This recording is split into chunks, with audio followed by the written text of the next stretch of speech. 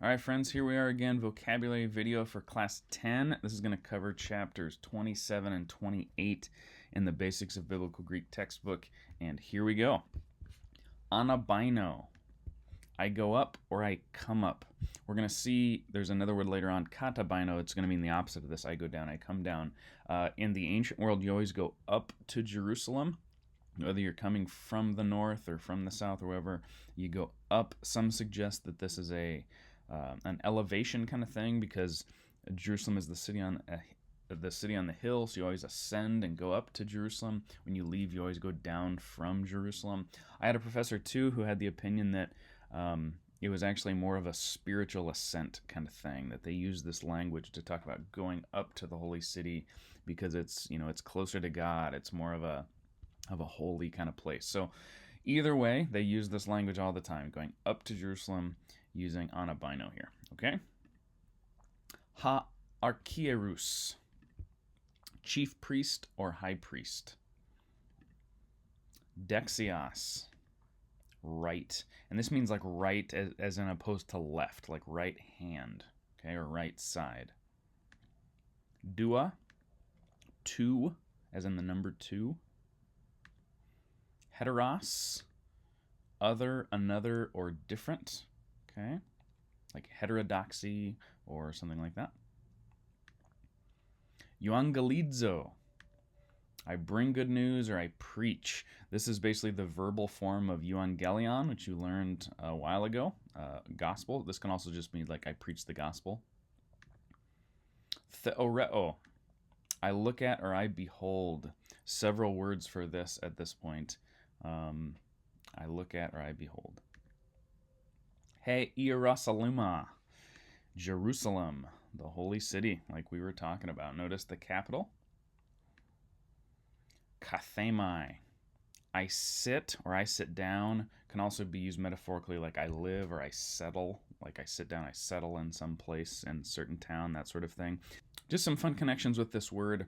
Within the Catholic tradition, cathedra is the Latin word used for the chair that the Pope sits in, okay? Related to this word, kathemai, to sit, and cathedra, chair. You notice the connection there.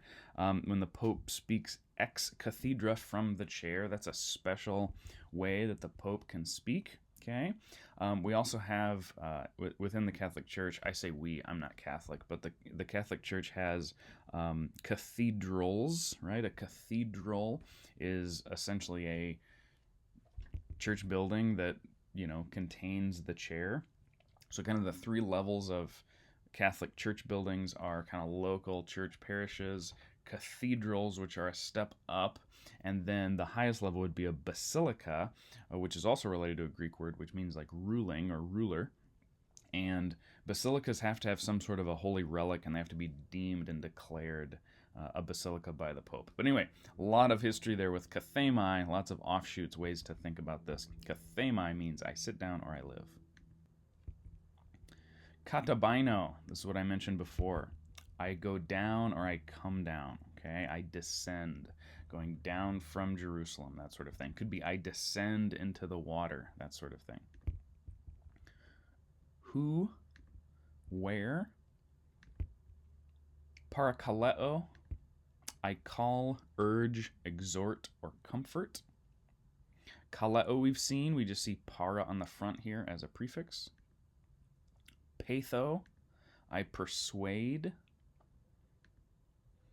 Trace or tria, three, as in the number three. We know hes, mia, hen are all versions of ways to say one. We know dua, we saw earlier, as a way to say two, and now trace or tria is a way to say three.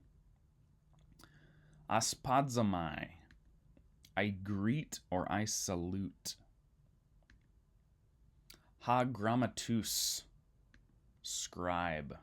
The scribes are fairly present in the Gospels.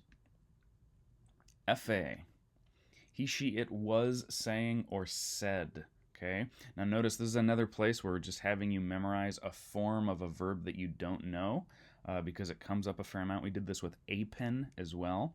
Apen is aorist, which you didn't know at the time you learned it, you just memorized it as he, she, it, said. This is kind of the same thing. Fa means he, she, it was saying, or he, she, it said. Ta hieron, temple. This is one of two words for temple in the New Testament. The other is naas. Hieron is temple. Kradzo, I cry out or I call out. Uki, another way to say not. Ta paidion, child or infant. Spero, I sow. And friends, if you're keeping up, that's now 290 words that you know, and you know over 80% of the word occurrences in the New Testament. Isn't that cool? Keep studying. We'll see you next time.